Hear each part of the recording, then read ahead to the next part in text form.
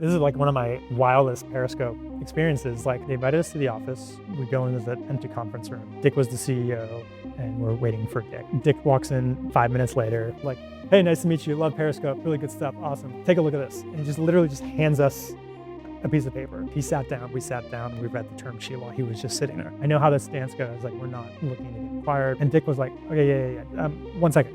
He leaves the room. He comes back like 10 minutes later with another piece of paper.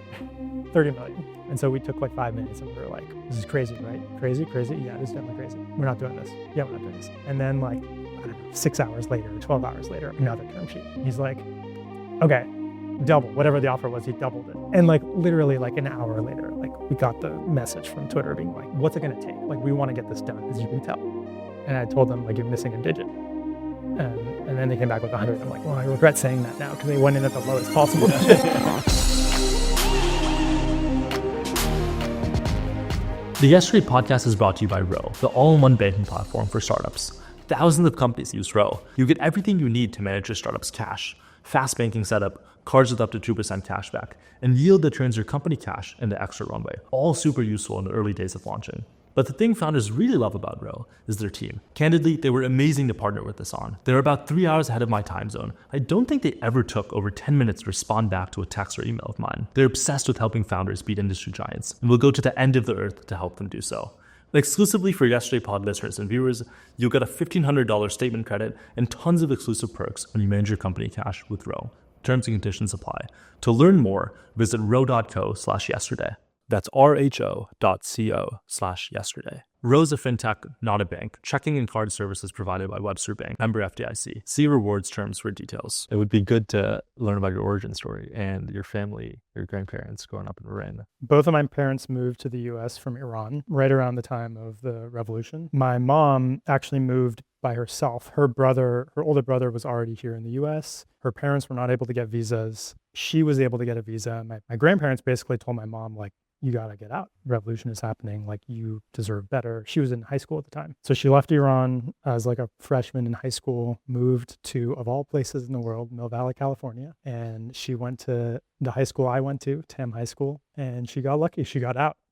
And she was in the US, just her and her brother, her older brother. And her parents actually never ended up moving. My dad moved a couple of years before the revolution. His dad was an entrepreneur. He started a rug dealership, very on brand for the tribe. This is the story with Pagemon as well, right? At Pear, who started Pear VC. Yeah, exactly. My grandpa had a rug dealership in Iran. He sort of over the course of a few years migrated that to the US, but that's what brought my dad and his whole family from Iran to the Bay Area. My parents ended up meeting many years later, obviously. I was very lucky to be born here. My parents still live in Marin. I grew up in Marin. How far are you from them right now? They live in Mill Valley, and I live in, just a few exits north. So we're very close, and we see each other all the time. And do you like that? I've thought about that. When I get older, do I want my family or I guess my parents close by? You go through phases, right? Like growing up as an only child in Marin, by the time I was going to college, I was ready for as much distance as possible. Not because of my parents. Like, I love my parents, but I just 2 hours south.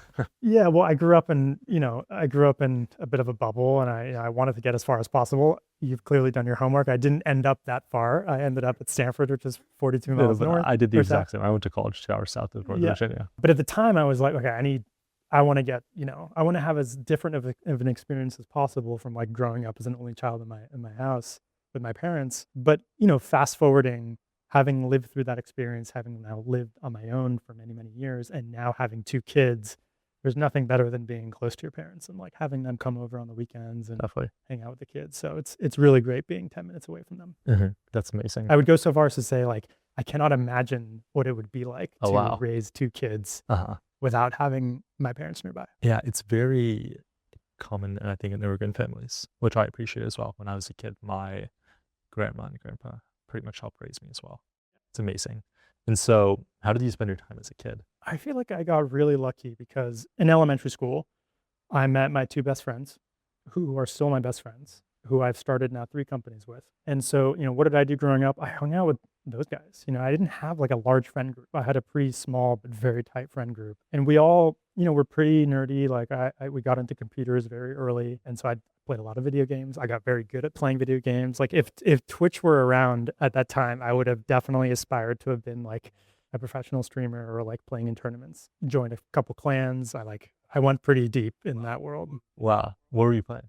2 games primarily, Counter-Strike, which was very popular at the time, and a game called Tribes 2, which is like a capture the flag team game that I still think is like one of the best games of all time. But yeah, that became like one of the first sources of tension between me and my parents. I was playing a lot of games and they were like, you need to focus on school. But I'm really glad that I got into that because it's one of the things that got me into programming. In a funny way, like the more games you play, the more engulfed you get in the world of computers and how they work and setting up servers and just all the shit that you need to do to like be immersed in that ecosystem.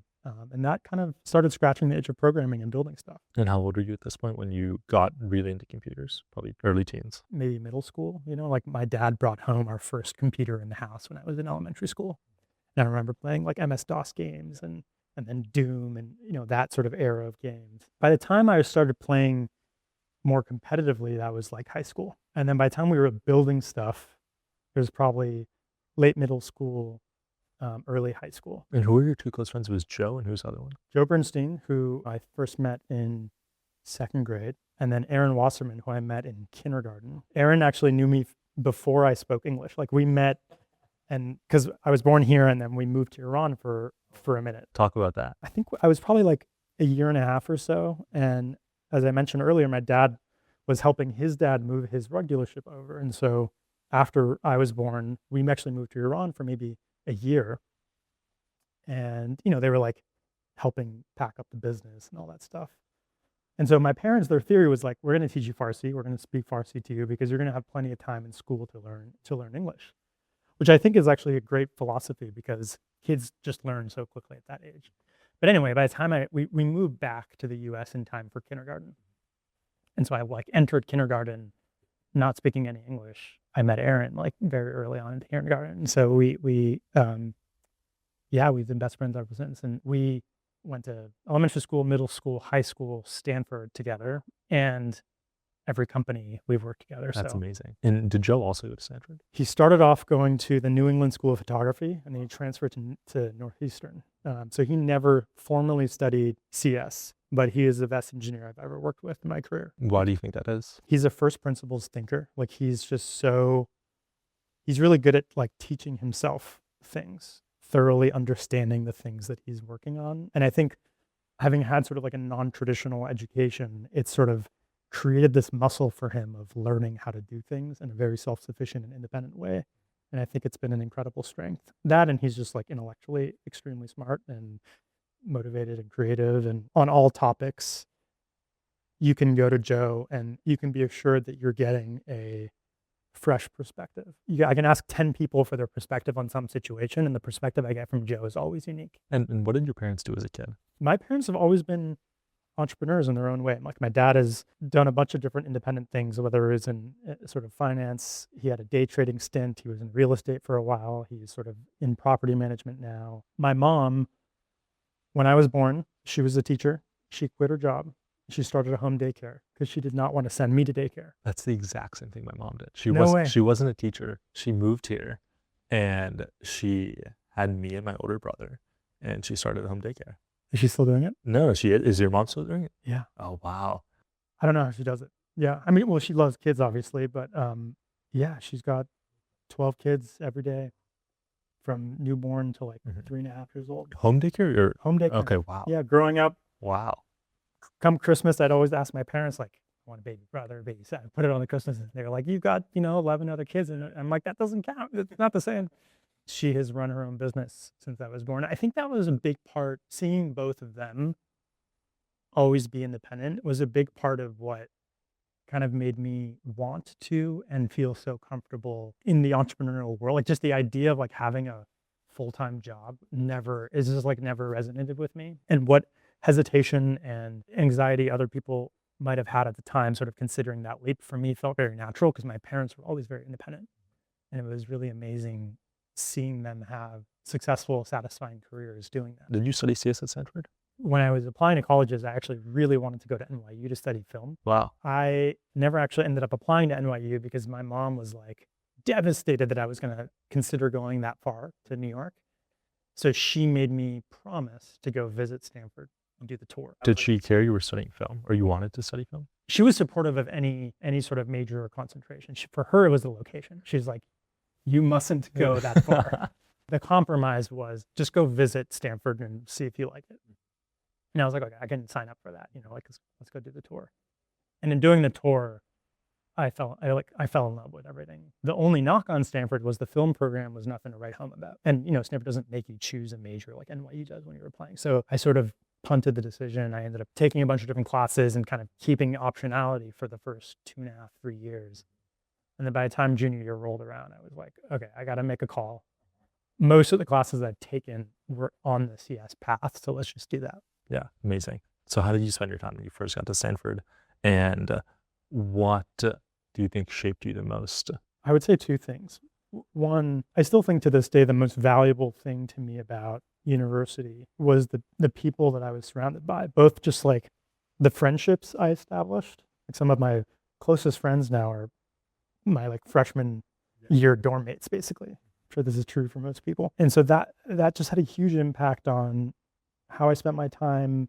The sort of like satisfaction I have in life right now is like so much of those relationships. I think the second thing is just being at Stanford in Silicon Valley, close to all of the technological advancement that was happening. I think like there's this inextricable connection that Stanford in particular has with what's happening in the immediate vicinity around it that is just infectious. And we felt that, and that impacted me and how I spent my time. I mean, at that time, what was very relevant was social media, and what was happening with Apple and the mobile ecosystem. Like it was my sophomore year. It was summer between freshman and sophomore year that Apple dropped the iPhone. And then a year later, dropped the App Store. And that changed the trajectory of my life, literally. Like, obviously was enamored by the device and waited in line like everyone else and just kind of became obsessed with what it meant for consumers and what you could do with this technology. And then as an aspiring builder and a hacker myself, like Joe and I started immediately building what we could. And before the App Store was released, we were literally jailbreaking the iPhone, writing software for it. I remember like one of my favorite / somewhat traumatizing stories is like, remember Scott Forstall? He ran the iPhone team at the time at Apple. He came to Stanford to do a talk at the, I think it was the HCI or the Symbolic Systems Mixer or whatever. He did like a talk. And this was, again, before the App Store was released, but post iPhone. And he was like, he did this talk and whatever. He was talking about all the cool things Apple's doing and his time at Stanford. I went up to him afterward, waited in line for like 30 minutes. I went up to him and I was like, hey, Scott, like I want to show you something on my iPhone. And I had jailbroken my iPhone and written a little app. I can't even remember what the app did. It was like some silly thing I made. And I showed it to him and he was like, it was like a very tense conversation because he was like, you shouldn't be doing that. Like you're not like meant to jailbreak these phones. Like this is not the right way to do things. And I remember kind of being like, oh shit, I like pissed off Scott Forstall. Like, did he not have this product vision for the App Store to come out? I'm sure they did at that time, but I'm sure that that's the right way in their view, like that's the right way to build on top of the Apple ecosystem. And I think generally speaking, Apple at the time, they did not like the whole jailbreaking. I get it. Like jailbreaking was pretty sketchy and you sort of open up the device to lots of vulnerabilities and blah, blah, blah, blah, blah. But anyway, it was just like as an indication of how like obsessed we were about building stuff for the iPhone, even before it was like on the path of accepted developer practice. All of that obsession came from just being in the vicinity of Apple and what was happening in Silicon Valley. And, Facebook, my freshman year, Facebook was kind of taking off. Like they had just expanded from Harvard to Stanford, like in my freshman year. So we were just engulfed by all this energy and that impacted everything. It impacted what we talked about, who we hung out with, what we built, what we did on the side, what we wanted to do. Like everyone in my class wanted to go work at Facebook or Apple or whatever, or build companies in that vein. Who are the other people from your class who have done similarly amazing entrepreneurial things? One of the first people I met at Stanford was this guy, Jeff Orlowski. And I met him because like on the path to the library, like Meyer Library, he was standing outside with a sign that's like looking for sound mixer or like, DP for my film. And I was like, hello, like I love making movies and I can't really do that here. So can I help you? He was a senior at the time and I was a freshman, and this was like day 2 of Stanford. And he was just like working on a side project and needed someone to help. I went on to help him with his short film. It was like a 3-minute film. And that started a lifelong friendship.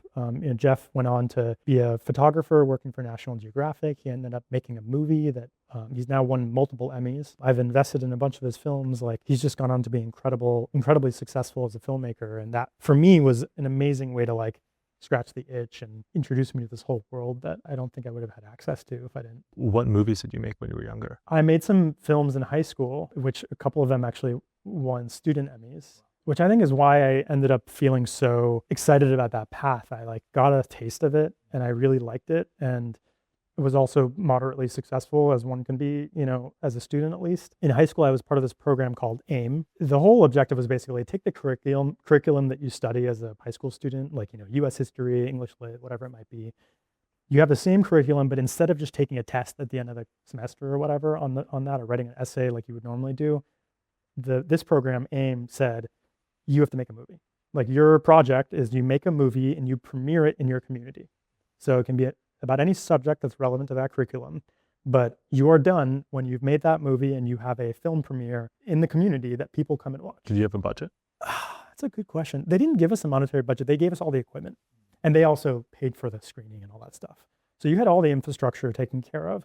Your job was to like know your material, come up with a story, find all the participants. And so, this was a 2-year program. So in the course of that program, I made a dozen movies. Some of them were like silly movies. Some of them were serious subjects. Like my film that ended up winning a student Emmy, it was sort of documenting the legacy of Brown versus Board of Education. At the time, this is 2006-ish, this was the 50-year anniversary of Brown versus Board, which was the desegregation of schools, basically. And so we were looking for a school in the community. We ended up picking a school, Lowell Middle in Oakland, and sort of like looking at what the legacy of this landmark Supreme Court decision was 50 years later, through the lens of, the story of these kids and the teachers of that school. And we studied all the curriculum, and then we went out and talked to the teachers, talked to the students, talked to the parents. That program was actually the thing that made me fall in love with learning.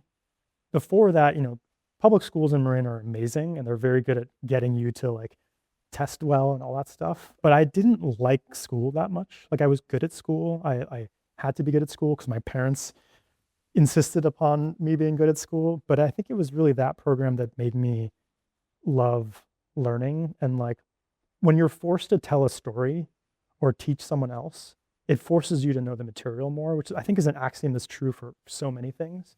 That one was just my forcing function of it got me to enjoy the process of learning the material, really enjoy storytelling, and how do you communicate, 50 years of history to someone in a movie? There's so many things that go into that, whether it's the craft of using this equipment or telling a coherent story. All that stuff is woven together into this really beautiful package, which is a movie. I love that. And it also got me infatuated with the idea of filmmaking. And that's what started that lifelong obsession. That's interesting. It must have been quite difficult to let that go then as you started these companies. It was. Not going to film school felt like a sacrifice. As a very first world thing to say, because I got to go to Stanford, so it's not a huge sacrifice, but I was convinced I wanted to go be a director of filming. I think building companies and building products is its own form of storytelling. And so I do constantly feel like I'm scratching the same itch. The mechanics are obviously very different. The medium is different. Fast forwarding to 2012, starting Periscope was its own full circle moment of scratching that itch in an even more kind of on theme way, because Periscope was all about the camera, leveraging this amazing technology that we have to help people share what's happening in the world through the lens of, their device and where they are and what they see that other people on the other end of the screen can't see. And so in a weird way, at least spiritually for me, it was doubly exciting because I loved cameras and storytelling. And if you can make anyone a storyteller from their phone, that's pretty fucking cool. Tell me the story of your first company getting acquired by Blackboard. We had started this company building iPhone apps for universities. We were the first education, app on the App Store. It was called iStanford. We're still Stanford students. We are juniors at Stanford, and it was blowing up. Every other university in the world wanted to have an app. We were talking to Princeton and Duke, and everyone was. Were you just consulting them, or were you building repeatable software? Well, the first app for Stanford was a consulting project. Of course. We got paid to build an app. In the process of building that app, we were wait a second, this should be a platform that every university is going to want one of these, and they're going to want it on iPhone and Android and BlackBerry at the time. And so we very quickly went into like, how do we turn this into a platform mode? So by the time we were talking to these other universities, that was in motion. The business model at the time was still like one-off consulting agreements basically, but we were sort of mid-transition. Anyway, we had an independent company. It was me and Aaron and Joe and like 3 of our other homies. We were like really smart engineers. Are like, cool, this is our company now. Like, do you want in? Yes, awesome, cool. None of us were going to class. We got an office in San Francisco. In the morning, we'd leave campus, drive up, spend all day there, 10 p.m., drive back, like barely spending any time on campus. So one of these late nights in San Francisco at our office on New Montgomery Street. Mm-hmm. Why did you come to SF? Why not just stay in Palo Alto? Well, at the time, so Joe, he dropped out of Northeastern. Things were going really well. He was just like, I am going to move out west. What does that mean? How many customers was your revenue? Even before the Stanford app, we had worked on a bunch of other side projects as part of our business. So we started a company called Terribly Clever Design. The first thing that blew up for us was building social apps. So the Facebook app marketplace had blown up. And so we started building apps, commercial applications for brands. Best Buy, like we built an app for Hillary Duff. We built an app for Hewlett Packard. Like I had an internship at an ad agency called Goodby Silverstein and Partners, very prominent ad agency. Through that experience, I met all these brands that were spending all this money with these agencies, and the agencies knew nothing about mobile apps or social apps. And so I basically quit, and I was like, hey, Goodby, like I'm going to start a company that builds these apps. Like we are consumers of these tools. We're developers. Like you can refer business to us. It was a symbiotic thing. That was what really took off the business. That's when Joe left, because we were having these conversations with brands like Best Buy, and Best Buy is like, cool, how much is it going to cost? And we would just make up six-digit numbers, and they'd be like, yes. And we were like, really? Okay. Then the iStanford app was one of those projects. We were like, ooh, interesting, App Store. This feels like something we should do. We were able to convince Stanford to let us be the developers that built this, which, by the way, was like one of the breakthrough moments for us. Like having that trust and faith from Stanford to be the company that built that app was a game changer for us. Then we were so excited about that and the App Store and iPhone that we stopped doing all the ad agency stuff. We stopped doing all the Facebook stuff, and we just focused on mobile. Mm-hmm. So we were in San Francisco. We were in our conference room, tiny office, like 800 square feet. We had this one conference room with this one Polycom telephone system. Only telemarketers called this line. It was like complete and utter spam. Fucking useless. 9 p.m. or whatever, the phone rings. I think Aaron and I were in the room together, just with our laptops working. We literally played nose goes. It was just like, oh, who's going to pick up this phone call and like fuck with the telemarketer? I picked up the phone. It was like, hello. The guy says, hey, this is Michael Chasen. I'm the founder and CEO of Blackboard. And I don't know how many people know Blackboard, but at the time, being in the education space, like we knew Blackboard. All the clients that we were talking to, these universities, use Blackboard. I literally laughed and was like, yeah, right. And he's like, no, this is actually Michael. And I was like, oh, hey, this is Kayvon. And he's like, cool, I'm in San Francisco. I think what you guys are doing great. Like, do you want to meet up and have dinner? And so literally, like, we got off the phone. We walked like 3 blocks. I used my fake ID to get into the bar because I wasn't 21 at the time. And at that dinner, he was like, I think what you guys are doing is great. We're trying to figure out mobile. We don't have the team. We don't have the DNA. How would you guys feel about getting acquired? Like, we'd love for you to like be the mobile division of Blackboard. We had the wherewithal and I think the instinct to be like, this means we're onto something. Like being acquired by a big public, at the time, Blackboard was a public company back out in DC. Like the logistics don't make sense here. So thank you, but no thank you. It's like $1 million or something like that. He was just like making shit up. He knew how nascent everything was. He was very cordial, and he was like, cool, but like, I think you're gonna change your mind. I'm gonna make you change your mind. Like, but yeah, let's break and we'll reconvene. I was like, okay, great. I took the Caltrain down that night. I was like calling Joe, being like, this was a weird dinner, but like this happened. And like mid conversation on the Caltrain ride, Michael calls me again. He's like, okay, double, whatever the offer was, he doubled it. And I was like, okay, let me get back to you. But like, I just don't think this makes sense for us right now, but like, thank you. And so this proceeded for another couple of days where a couple of things happened. One, I think he made the economics more and more like this would be stupid for us not to do. And two, once like he got us in the trap of like, okay, we're considering this. We then had a conversation with him around, listen, like, we're young. We just want to be building stuff. We don't know anything about your company and what it's like to work there, but we assume it's like incredibly slow and a big company like, and there's a bunch of things that we are like non-negotiable for us. We need our own office. We call the shots. We're not going to report to anyone other than you. Like if any of this is not feasible for you, like thanks, but goodbye. If it is, then we're happy to have a conversation and see what happens.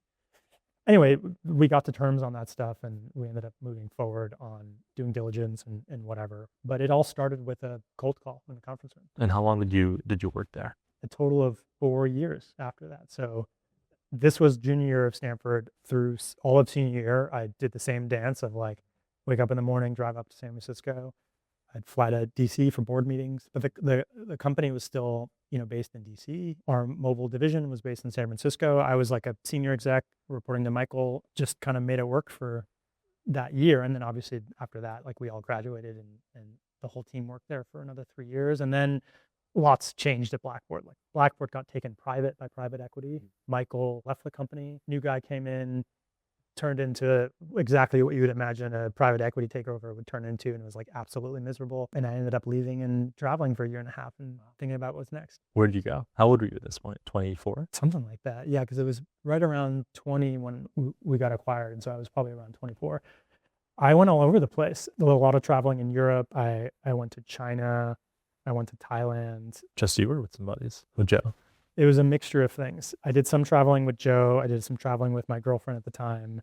I did some solo travel. Like the biggest trip I went on solo was to Turkey. I spent a month in Turkey. And that was actually like, that trip ended up being very important for the origin story of Periscope. I sort of like got involved in the tennis world, and I did some traveling with the tennis circus. You play tennis growing up? An ex-girlfriend of mine was very good at tennis and very involved in the tennis community.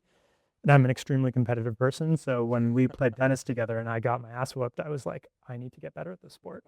Ended up making a lot of friends in that world. That was a really cool intersection with my time between Blackboard and Periscope. I just had like a bunch of free time. I have you quoted saying on the topic of passion, don't work on a product that you are not insanely irrationally passionate about. Life's too short, but you've got to be really good at knowing when other people think your idea is terrible or should be ignored, but not so much so that you're lying to yourself. That being said, were you irrationally passionate about your first company? And then talk about the story with Periscope and why that started. It's a really good question because I was irrationally passionate about Stanford, and everything I've ever built has been extremely selfishly motivated in terms of like, I just want to use this thing. Like I want an experience that doesn't exist and I want to build that.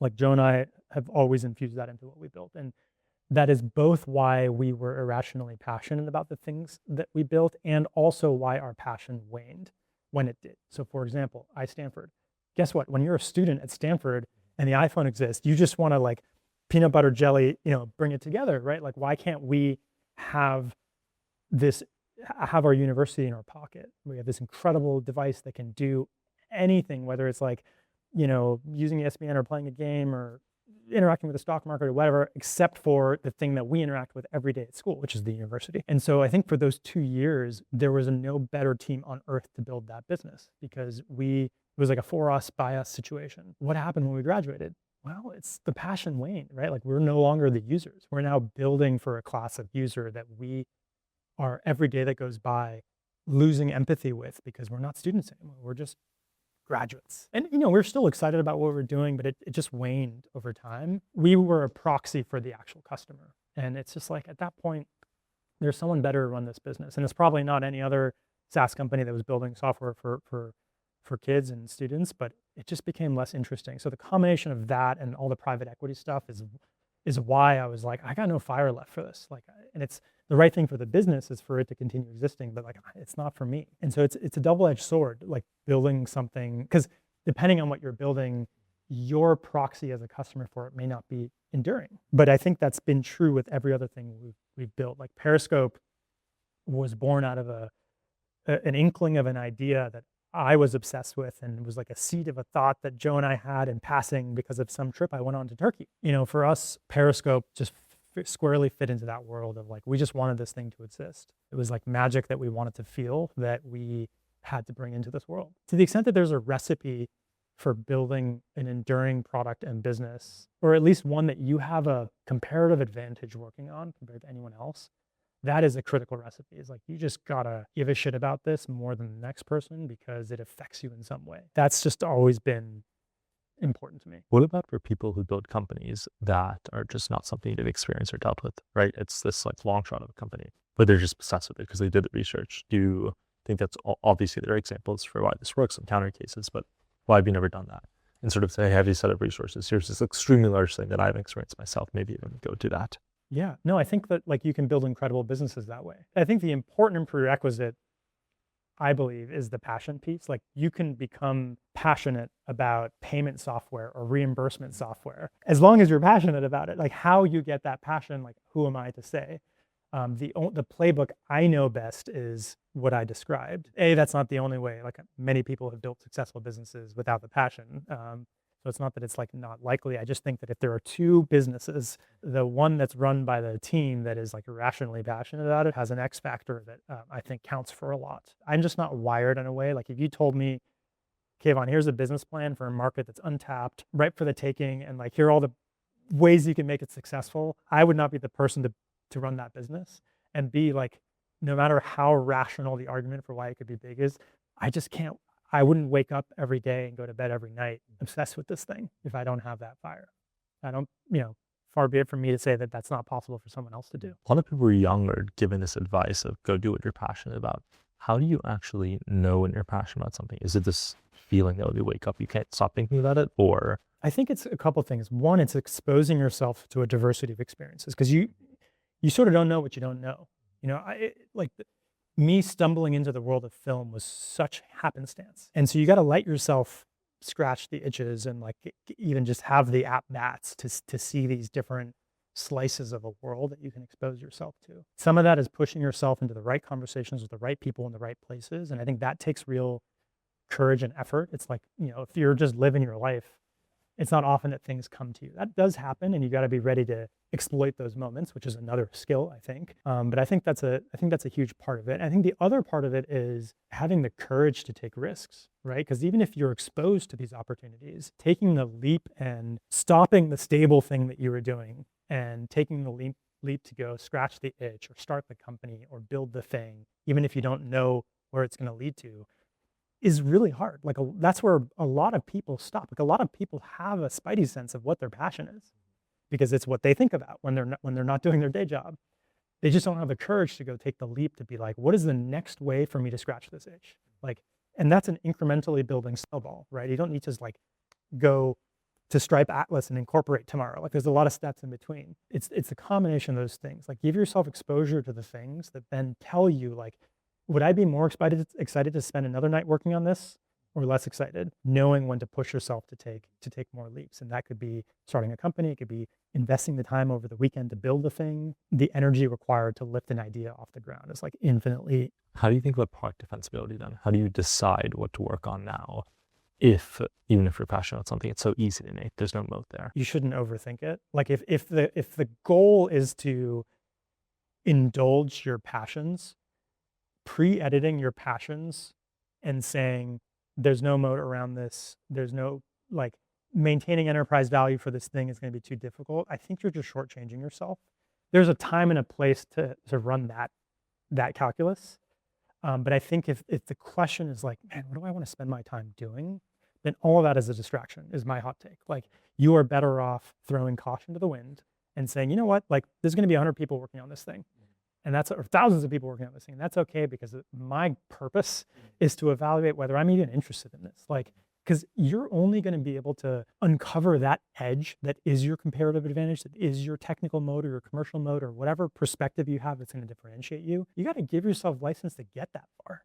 If you pre-edit it, like, everything, the bar to launching and building anything is like infinitely lower. I mean, sure, some things are harder than others, but like, you're just going to pre-edit yourself if you do that too early. Talk about the early stories of Periscope and that path of then getting a card before you even launch. The origin story for like why we decided to even work on the product was I had this trip planned during my hiatus between Blackboard and figuring out the next thing. One of the trips that I had planned was to Turkey. I was going to spend a month there, but I was going to start in Istanbul.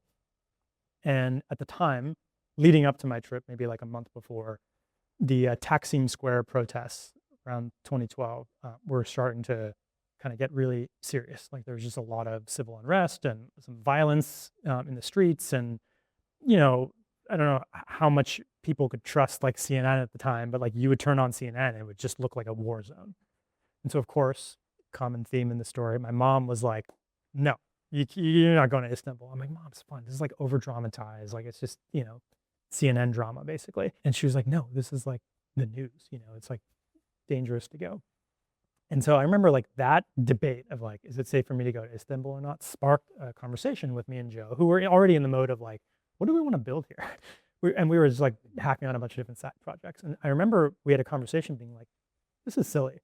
There are millions of people in Istanbul with smartphones that have high-speed internet connections and cameras in their pockets. Like, why can't I just rent someone's eyes and ears? Like Airbnb for like what's happening, basically, like a marketplace for renting someone's eyes and ears to go show me the street that my Airbnb is on in Istanbul. Like, show me, is it full of violence and drama and like tear gas, or is it chill and like the protests are in like one concentrated place? Did you originally think it would be this platform marketplace where you could pay people to go? Yes. Not only did we think that, we called the company Bounty, because the idea was you were putting a bounty on a place and a thing that you wanted to see, and that bounty would get fulfilled by someone. And you would pay per second or per increment of time. So that is the first, well, that is the second prototype that we built. The first prototype that we built wasn't even video. We actually like started with the simplest possible manifestation of this, which is the bounty was just a photo. Like it was sort of like a reverse Google Maps. You would drop a pin somewhere with a prompt, show me what the fish market in Tokyo is looking like. What's the line? And someone would have responded with a photo and they would fulfill the bounty. And so that was like the first thing that we built, and we released it to a bunch of our friends in San Francisco. And we were like, okay, this is useless. Like no one's fulfilling bounties. But that was like the idea was we legitimately wanted to allow you to rent someone's eyes and ears. And how much would you pay? It was user defined. You would have a prompt and you would put up a bounty price. You would say like, you know, for this photo of the fish market, I'll pay $5. For my Taksim Square thing, I might pay a couple bucks. For if I wanted someone to go walk me through a real estate tour for a house in the South Bay, but I'm in Marin right now, like I'll pay, you know, $50 and like walk me through. So we sort of wanted to make it as flexible as possible and leave the sort of fulfillment of the bounty up to the marketplace. I feel like this would still exist today. I think so too. I mean, I think like some combination of like Google Google Maps would Maps, do really well today. 100%. I think there's like so many platforms that have a good shot at doing something, whether it's Google Maps or why am I blanking on the navigation app that Waze. Waze, yeah. Waze, it's like very on brand Yeah. for Waze to do this because of how UGC the Yeah, whole wow. ecosystem is. Anyway, that was the first thing that we built. One of the reflections we had was like photos felt really unsatisfying. Like you want to see what's happening somewhere. Like a photo is by definition, it's old news, right? It's like it's in the past. So that was like one of the things that motivated us to try live video. The impetus was like I wanted to rent someone's eyes and ears in Turkey.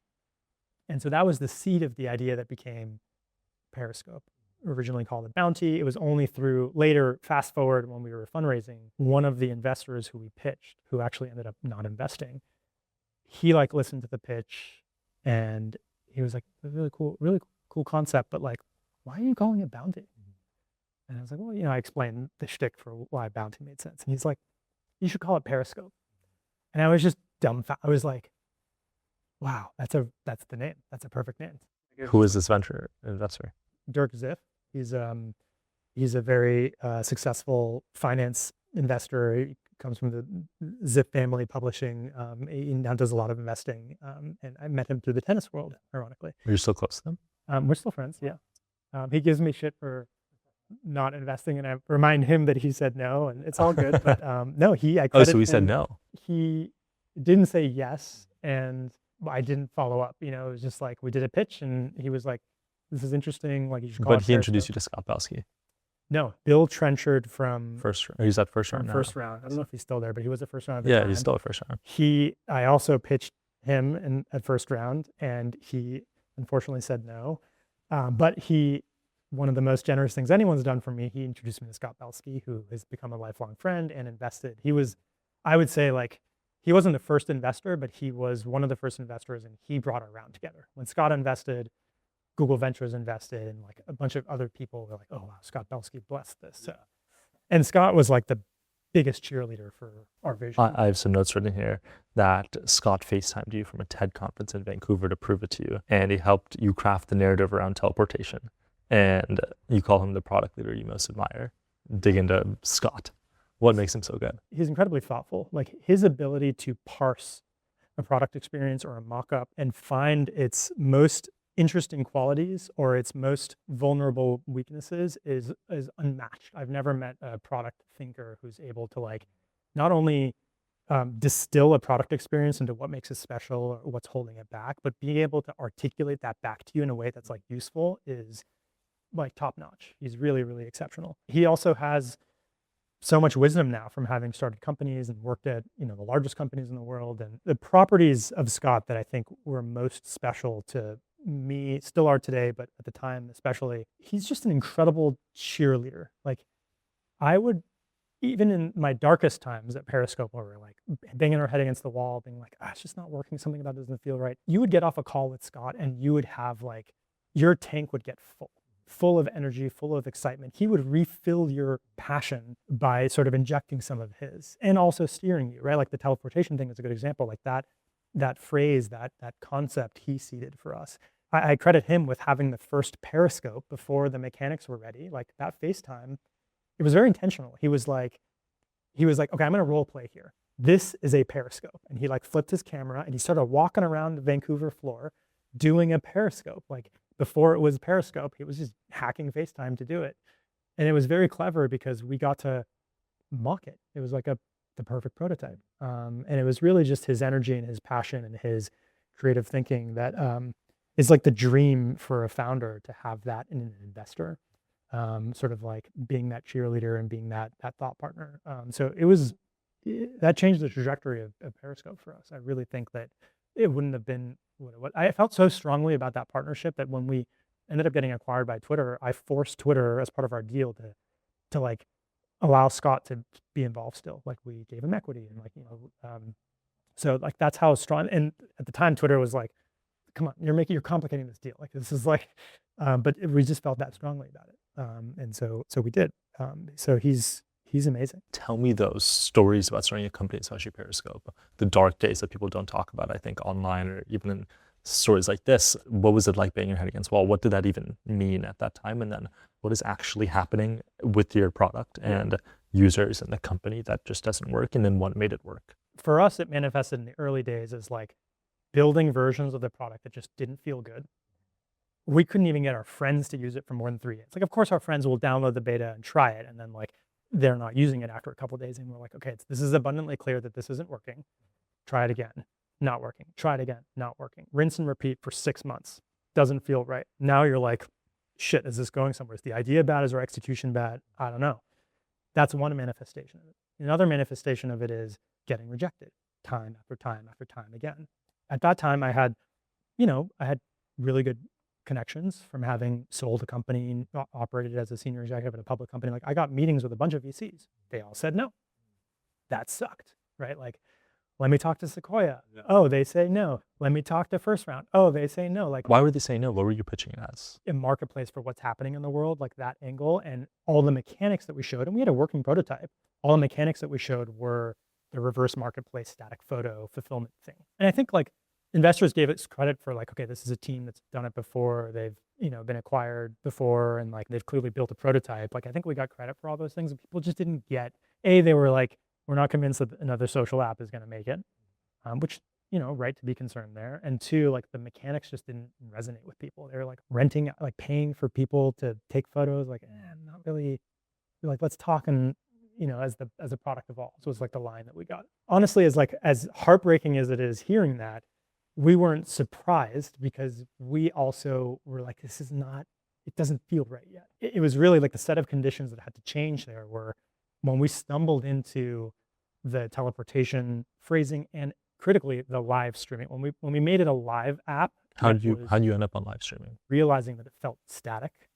And we also had a conversation with Scott where he was like, why don't you just flip this? Like make it, you're worried about how boring and static and not alive it feels. Make it alive.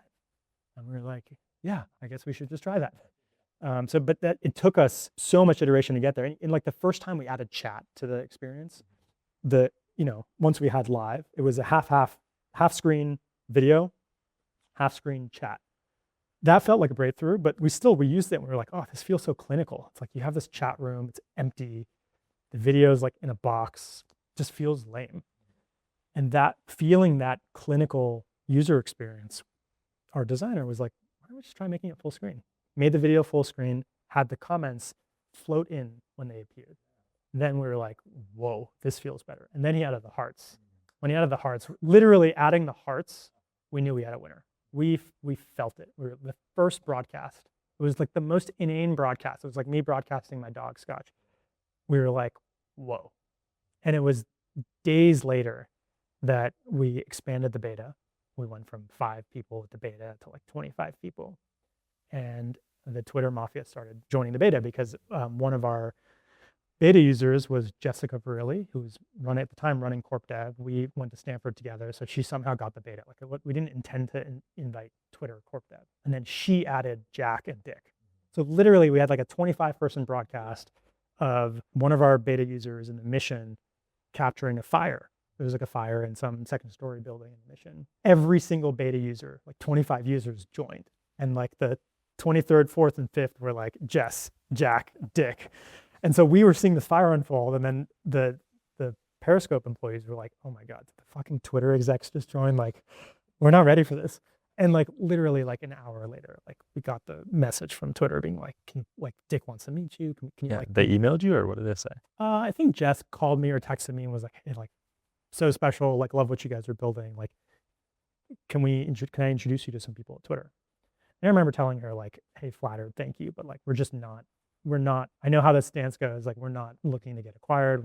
We don't have the time to go invest in a process right now. Like, we know we're onto something. We're going to stay focused. And she was like, oh, I promise. I just want to like have you meet like a couple people. I'm like, well, who do you have in mind? She's like, Jack and Dick. I'm like, okay, I will make the time to meet Dick. And of course I'd like to meet Jack as well. And so it was just like, yes, we would happily meet those guys, but just to be super clear, we're not. What year was this? How well was Twitter doing? And Dick was CEO, right? And Jack was chairman, or he was involved in some manner. I don't even think he was chairman. He was on the board. He was not working at the company, but he was like involved as a board member. Dick was the CEO. They had just gone public. Like months prior. I know that after we joined, like the stock price went up to like $70 something and then like catapulted down. So like this was right before all that. Mm-hmm. So what was the story? What was that story? You go and meet Dick, you go and spend time with Jack, and he hands you a term sheet, and then supposedly hands you another one. They invited us to the office. There's a big conference room in the lobby, literally. Like we go into the empty conference room and we're waiting for Dick. Dick walks in 5 minutes later, very, as you know, meeting him, kind of like very kind, but like very professional and fast, like, hey, nice to meet you. Love Periscope. Really good stuff. Awesome. Take a look at this. And he just literally just hands us a piece of paper. The first offer was 15 million. So we like literally, he sat, it was a dramatic read. He was like, take a look at this. He sat down, we sat down, and we read the term sheet while he was just sitting there. You had raised no capital yet either, right? We had raised our seed round. We raised 1.5 from a small set of investors. So we read this term sheet.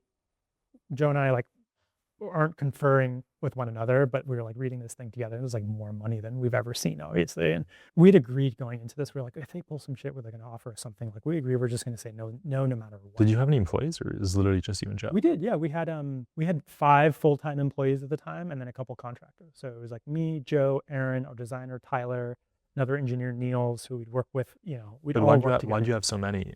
If very recently the product was not really there. Well, we started the company with me, Joe, and then very soon after, Aaron.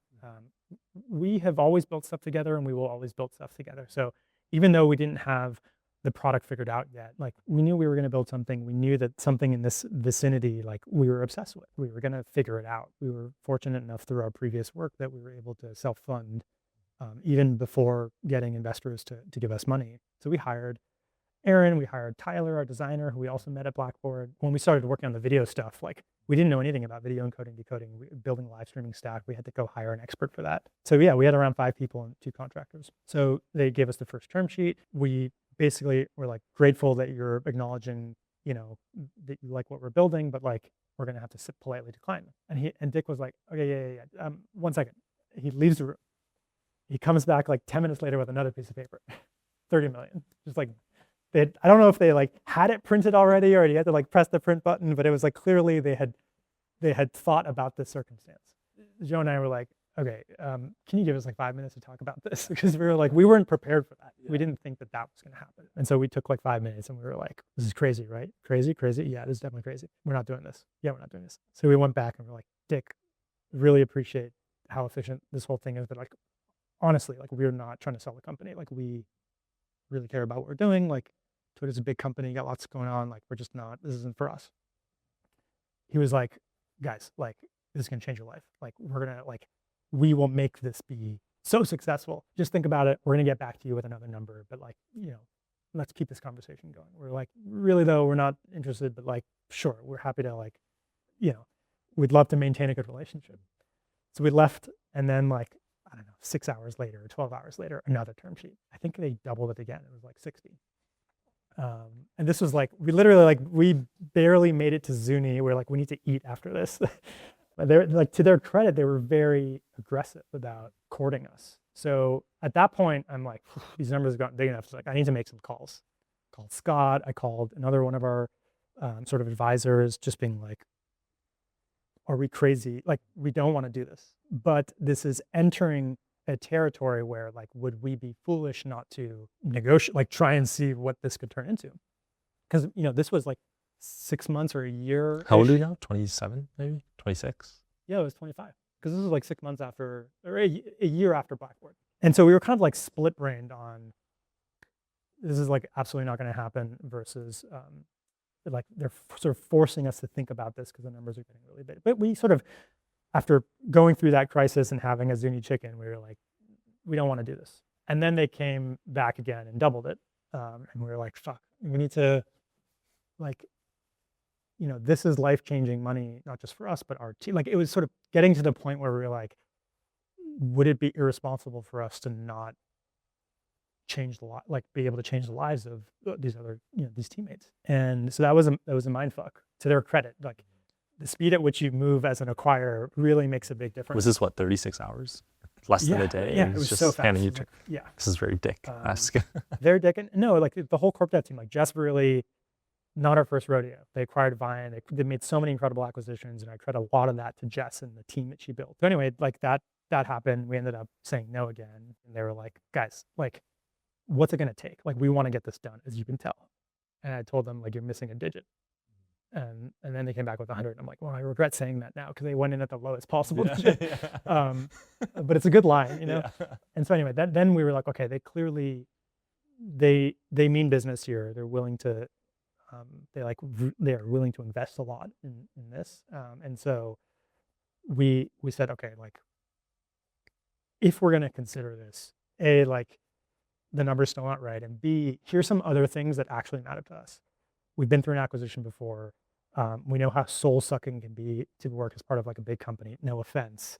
And then we listed out all the things that matter to us, which I can go into if you're interested, but like that sort of began the in earnest negotiation of like, we will actually consider this, but here's what it would take for us to like say goodbye to this dream as an independent business. And the most important thing for us was like, we want to be able to build this dream. We're not going to just be like PMs and engineers at Twitter. Like we're going to have our own office with our own logo, and like we make all the decisions. Like this isn't like a side project on the roadmap for Twitter. And it sort of took us a while to get to those terms. That's amazing. What a story. Yeah, it was wild. And it was only like, it was days after that I met Jack, by the way. Like we were at the point where we were in negotiations, so we hadn't signed the deal.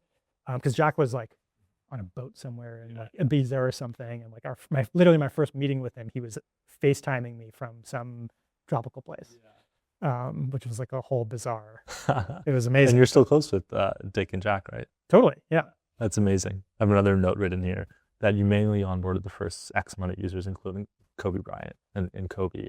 That's sort of, and maybe his quote is wrong. He says, why the fuck would anyone want to watch somebody else live stream? And then later said it's incredible. This is like one of my wildest Periscope experiences. Like this is well after we signed the deal. We were still in beta. We hadn't launched yet. And at the time, one of our most like passionate beta users was Chris Sacca, legendary investor.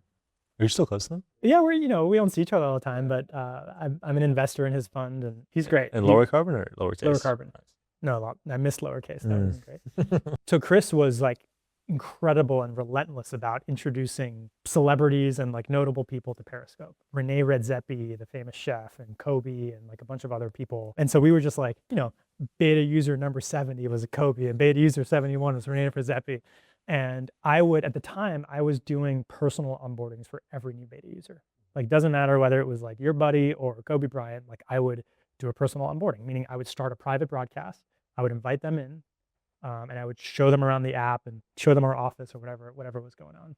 And so for Kobe, it was me broadcasting and Chris Saka and Kobe in the broadcast. And it was like 9 p.m. in our office, and I'm like, this is our office in Soma, and like here's how the app works. Like tap the screen. He would tap it, and the hearts would come up, and like he was kind of like quiet. He didn't type anything. And at the end, I was like, so what do you think? I flipped the camera, and he typed a comment. He's like, why the fuck would anyone live broadcast? And I remember just like my heart sank, and I'm like, I started answering his question very awkwardly. Well, like we think this will be what, and he was like, I'm just fucking with you, bro. It's awesome. And I was like, wow, you got me good. Like I was like, but no, I got trolled by Kobe. It was incredible. The other thing I wanted to talk about is obviously Twitter in the later stages, and when Elon gets involved, there's a very different story we could tell now if you had actually taken Elon up and staying at Twitter and spending more time. Talk to me about all that. You want paternity leave, you had your kids, go back, Parag says you're out, and then Elon says maybe stay around. And you said no. Tell me about that little stint or potential stint. I had spent close to 9 years at Twitter. I was pretty burnt. The last few years of Twitter were challenging for all kinds of ways that like a founder type would find miserable. Like so much time spent on bullshit corporate stuff. Like Twitter had survived 2 hostile takeover attempts, and like it was enormous. I didn't know that. Who was trying to take them over? Elliott Management. Yeah, classic. It was like a time where they wanted Jack out. We ended up like making them fine with Jack staying, because we did this complicated thing where Silver Lake invested, and Silver Lake's vote of confidence in Jack kind of like made Elliott tone it down a little bit. But Elliott joined the board. All that stuff was just like drama. That's like gets in the way of people building great products. And not to like belittle, it's a public company. Like these things are important, obviously, but like me in my capacity, like I really wanted to build a great product. And increasingly I found my time going into not that. And so I had my own self-reflection loop running of like, do I want to keep doing this, or do I want to build another company? And so enter the 9th inning or 9th year of my time at Twitter, I was feeling quite a bit of that. Jack then left in November of 2021. And that was like a big moment for me where I was like, man, so much of the reason why I'm here is A, I love the product, and B, Jack. Like Jack is like a hero and like someone who I really look up to, and I've learned a lot from and just enjoy being with. And so the idea of like the company going through a transition where Jack wasn't there was like, that's another vote in the camp of like, maybe it's time. And then Parag became the CEO, and Parag and I like had a great relationship, still have a great relationship. But that was definitely like a moment for me that was challenging. I was like, I don't know if this next era makes sense for me. It's Parag's company to run, and like, I just don't know if I can stay around. And he encouraged me to take some time to think about it and take my paternity leave and like try and give him a chance to see whether like I could, if we could like work as part of a team. And so I like kind of cozied up to that idea. I was like, you know what, like, yes, let me go on my pat leave. I'm about to have a baby, because this all happened right before. But it was like a real moment of inflection is what I'm trying to get at. That's all like the pretext for fast forward. When I ended up leaving the company, I was sort of on break, enjoying being a dad. All this drama unfolds with Elon. When I left, like Elon was not running the company. Like he closed the deal like 7 months after I left or something like that. And so we were first introduced over text by Joe/Scott. And so my first conversation with Elon was actually a FaceTime or FaceTime audio or whatever. This was day 2 of him closing the deal, where Elon was like, I would love to kind of pick your brain on some stuff. I'm trying to like get up to speed on things. And I was like, yeah, no problem. So we did FaceTime. His first question to me was, trying to remember exactly how he phrased this, but he was just like, hey, before we get into it, like, why did Parag fire you? I was like kind of caught off guard by that. I was like, beats me, you should ask him. Because he was like, oh, like it was like surprising, like it wasn't clear why, like we were like in a transaction. Anyway, so that was like the first interaction we had. It was literally like, hey, by the way, like why did this happen? And anyway, once we got through that part of the conversation, he was like, I would love to know, like, who are the people I should talk to? What are the projects that I should, like, what do you find interesting that I should go get up to speed on? And we had a fun conversation, just shooting the shit 20 minutes. And, afterwards over text, both Scott and I got invited to come meet him. He's like, hey, can we like continue the conversation? And so the next day, like Scott like flies in. I was obviously like in Bay already. We drive to the Twitter office together and we go in and we meet with Elon and we have like a 2-hour conversation, just again, brainstorming. He was sharing all of his ideas for what he wanted to do. And he was kind of asking us like, what do you think about this? What do you think about that? We were throwing out ideas. I was sort of talking about the projects I was super interested in. It was just like it was me, Scott, Elon, and then in the corner, it was like the giant executive conference room. In the corner, down on the other side of the room was Walter Isaacson. Yeah, for his book. Which was like, I remember like, and no one introduced him. It was just like, in the distance, I was like, is that fucking Walter Isaacson? Like, is this on the record? What's going on here? But anyway, we had a good conversation. And it was only at the end of that conversation, Elon was just like, hey, you seem like you like this product and you have decent ideas. Like, do you want to like work here? And I was like, what would my job be? And he was like, I don't know, and this is like one of the best lines anyone's ever said to me. I think he was just like, I don't know, you just come hang out. And if you have fun, you can swipe right. And if you don't have fun, you can swipe left. Like, no big deal. And I was like, let me think about it. All of that was like very tantalizing. But on the flip side, I was like, just became a dad, really kind of digging, spending time at home. And B, like, I had my sights set on starting something. And so do I really want to like I'm not going to go spend two weeks like hanging out at the office. Like I'm either going to commit or I'm going to not do it. So that was the conflict that I felt. And I ended up deciding that like spending more time with my family and then setting my sights on building something was what was right for me. But yeah. Talk about that company then, Macroscope, and why it started. I guess now the third in this conversation of this origin story. Why did Macroscope start? What is it now? What do you do? How big is the team? Very similar to starting Periscope. We sort of were thinking through the frustrations that we had that we wanted to solve through a product. And we sort of stumbled into two ideas that we were super passionate about. The first actually had nothing to do with Macroscope. It was a personal assistant, basically, before they were as popular as they are now. We sort of had this dream of like a to-do list that it could write itself and complete itself. But unlike a normal to-do list, it would infer tasks from your email, from your calendar, and this is some good autocomplete tasks. Anyway, that was one idea. And the other idea is the idea that's turned into Macroscope. And that was very much born from our time at Twitter, where, as a head of product and as an engineering leader and as an executive, like any other company, whether you're a public company or whether you're a startup, like we were constantly trying to understand the status of things and how things were changing and how the code base was evolving. And as the company gets bigger, like what the fuck is everyone working on? Like at a company at Twitter's scale, this is an enormous problem, right? You just play games of telephone, of engineers writing status updates and then Jira tickets or linear tickets. And before you know it, like you're getting stale information, a bunch of people wasted time. And the person who needs to know what's happening doesn't even have particularly good fidelity around what's happening. And so that problem we felt very passionate about solving because we lived it ourselves. Like that was the least favorite part of my job as a head of product by far. But I could not be a good head of product without understanding the state of things and what people were working on and how things were working. And so we were very passionate about, can we solve that in a way that doesn't feel like absolute misery for anyone working at a company like this? And it just turned out that one of the amazing things that LLMs were good at was understanding code. And obviously lots of amazing companies like Cursor were using that to write code. We wanted to use it to tell a story around what was happening, using the code base as the source of truth. And so that's what really gave birth to Macroscope. And that's why we came up with the name Macroscope. Like a macroscope is an instrument that helps you understand a very complicated thing. Companies are very complicated things. If you can build a model around what is happening at a company using artifacts like the code base, that's a very useful thing. That can help the CEO or the head of product understand what's happening. That can help the engineering team spend more time building and let the work speak for itself because of the system. It can help customer service people understand how the product works and answer customer questions more quickly.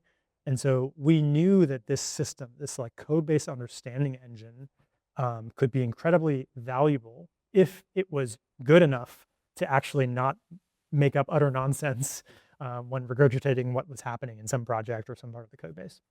And so we were really passionate about that because we felt like we could be the users of it. We felt like we could be the customers of it, right? Like we'd done this before. And so that's how Macroscope started. It's since grown to have lots of other features like code review, and we have an agent that helps you write code and update your linear tickets and sort of all of the things that are important in your software development stack, all the tools that you need to use, whether it's your instrumentation system or your observability system or your issue management system or GitHub, our agent can connect to and can sort of do things on your behalf autonomously. Is Dick invested via what, O1 Advisors? O1 is not an investor, but I'm an investor in O1. I love those guys.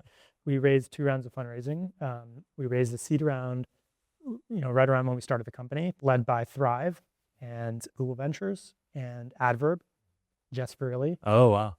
Who amazing. Ran corp dev full at story. Twitter, and then went off to start a fund with April Underwood, the CPO of Slack for many years. She also worked at Twitter before that. So those are the 3 institutions, and then a handful of angels like Scott. And then we ended up doing a Series A late last year that was led by Lightspeed. Michael Mignano from Lightspeed, and all the same firms from the seed round participated as well. So those are the 2 rounds of fundraising that we've done. And who are your early customers, I guess, as well? Parallel, Parag's new company, who I think that they're building an incredible product. They're early customers of ours. We're working with some fast-growing AI companies like Perplexity, and then some public companies that have recently started, working with us that are, some are multi-100-person teams, some are multi-1,000-person engineering teams. So we started really serving smaller teams because that's kind of how you. Are you selling top-down now? It's a mix, right? For our enterprise customers, it's very top-down. We're talking to CTOs or heads of engineering, or sometimes the CEOs. Like for our status product, the feature that I was talking about that helps you understand what's happening, a lot of times it's the CEO that has the most severe pain, right? Like they want to know what is happening and they don't want to distract a bunch of engineers to get the answer. For features like code review and our agent, the engineering team is really the user and the customer. And so oftentimes we're tops down talking to senior engineering stakeholders. But a lot of our customers, a lot of our growth is sort of self-serve, either smaller startups or solo devs. Like a lot of solo devs are paying for code review tools. And so, this is not a tops down sell. We have a self-serve product. People, it's PLG, like people can sign up and use the product. And so, there's sort of like we have 2 channels that we focus on. What is the state of your world right now? Where do you spend your time, and what is most exciting? It's funny, like every 6 months right now in our world, the sort of engineering software development sort of life cycle landscape is upending. Everything from your infrastructure to how you're building the product and the capabilities you're building for customers needs to change. The idea that like 5 years ago you'd open yourself to disruption that often would sound preposterous, but I think today it's really true.